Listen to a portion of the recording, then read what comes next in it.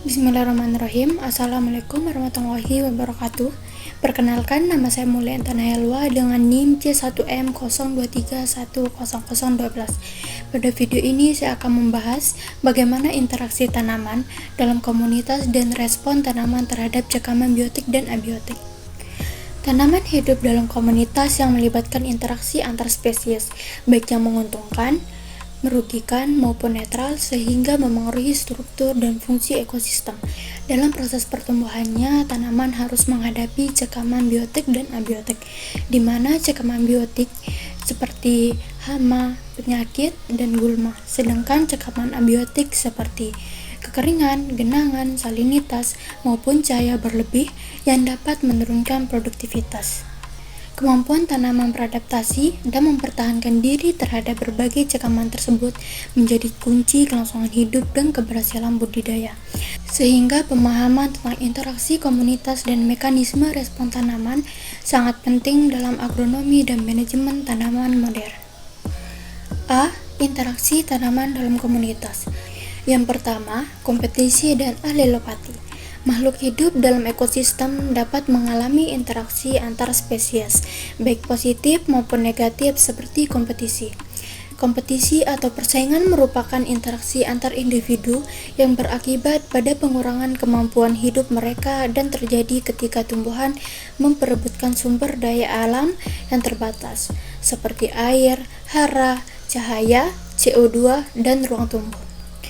Alelopati adalah pengaruh merugikan atau menguntungkan dari satu tanaman kepada tanaman lain melalui produksi senyawa kimia yang terdiri atas asam fenolik, alkaloid, terpenoid, flavonoid, asam lemak rantai panjang, lakton, dan senyawa volatil. Interaksi alelopati berbeda dari kompetisi karena bergantung pada bahan kimia alami yang ditambahkan dan dapat mempengaruhi distribusi serta kelimpahan tumbuhan dalam komunitas, serta penting dalam proses suksesi tumbuhan invasif. Yang kedua, hubungan simbiosis, mutualisme, komensalisme, dan parasitisme. Interaksi mutualisme penting bagi tumbuhan, misalnya mikorizа yang meningkatkan toleransi kekeringan dan efektif digunakan dalam rehabilitasi lahan. Salah satu contoh mutualisme yang paling sering ditemukan juga adalah hubungan antara tanaman dan polinator. Selanjutnya, komensalisme terjadi ketika satu organisme mendapat keuntungan tanpa merugikan inang, seperti epifit. Contohnya, anggrek dan paku-pakuan yang memanfaatkan pohon sebagai tempat tumbuh tanpa mengambil nutrisi. Yang terakhir, parasitisme terjadi ketika organisme parasit mengambil nutrisi dari inang dan merugikannya, seperti tali putri yang menyerap air dan hasil fotosintesis melalui haustoria. Yang ketiga, suksesi tanaman. Suksesi merupakan proses ekologis yang menunjukkan perubahan struktur komunitas berdasarkan waktu untuk mencapai klimaks. Pada daerah dengan cekaman lingkungan seperti pantai atau gumuk pasir, suksesi berlangsung lebih lambat karena kondisi suhu tinggi, nutrisi rendah, angin kencang, dan dinamika pasir. Tahapan suksesi pada daerah tersebut dimulai dari spesies spesifik gumuk pasir, berlanjut ke semak, hingga akhirnya membentuk komunitas hutan pantai. B. Respon tanaman terhadap cekaman biotik. Cekaman biotik disebabkan oleh hama, penyakit, dan gulma, dan menimbulkan kerugian akibat kehilangan hasil serta penurunan kualitas tanaman. Berbagai upaya dilakukan untuk mengatasi dan mengurangi kerugian tersebut. Yang pertama, pertahanan terhadap hama. Pertahanan fisik dilakukan melalui struktur seperti kutikula tebal dan trikom. Tanaman juga menghasilkan metabolit sekunder seperti flavonoid, alkaloid, dan terpenoid sebagai racun atau penolak herbivora. Selain itu, aktivasi hormon pertahanan seperti asam jasmonat atau etilen memicu produksi senyawa pertahanan. Yang kedua, pertahanan terhadap penyakit. Reaksi hipersensitif menyebabkan sel di sekitar infeksi mati untuk mencegah penyebaran patogen. Dinding sel diperkuat oleh lignin dan kalosa untuk menghalangi penetrasi patogen. Produksi patogenesis related protein berperan dalam resistensi sistemik dan pertahanan terhadap fitopatogen. Yang ketiga, respon terhadap keberadaan gulma. Kehilangan hasil akibat kompetisi gulma sulit diperkirakan dan memerlukan pengamatan pertumbuhan tanaman dan gulma secara bersama. Keberadaan gulma menimbulkan kompetisi kuat dalam memperebutkan air, cahaya, hara, ruang tumbuh, dan udara sehingga menghambat pertumbuhan tanaman utama dan menurunkan produktivitas.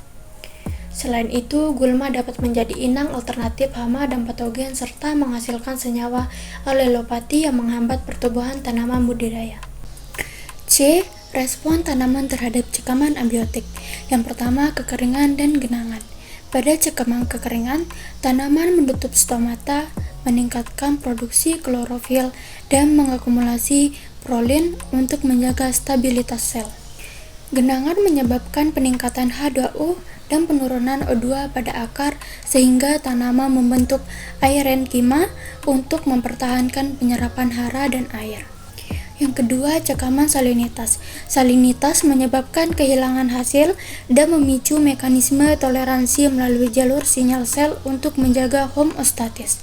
Tanaman meningkatkan produksi osmoregulator seperti prolin dan gula untuk menjaga turgor sel dan melindungi sel terhadap cekaman salinitas. Yang terakhir, cahaya berlebih. Ketika menerima cahaya berlebih, tanaman meningkatkan mekanisme photoprotection dengan disipasi energi berlebih dan peningkatan produksi karotenoid untuk melindungi klorofil dari kerusakan oksidatif. Jadi, kesimpulannya, tanaman hidup dalam komunitas yang dipengaruhi oleh berbagai interaksi seperti kompetisi, alelopati, dan simbiosis yang membentuk dinamika ekosistem. Selain itu, tanaman harus menghadapi cekaman biotik seperti hama, penyakit, dan gulma serta cekaman abiotik seperti kekeringan, genangan, salinitas, dan cahaya berlebih.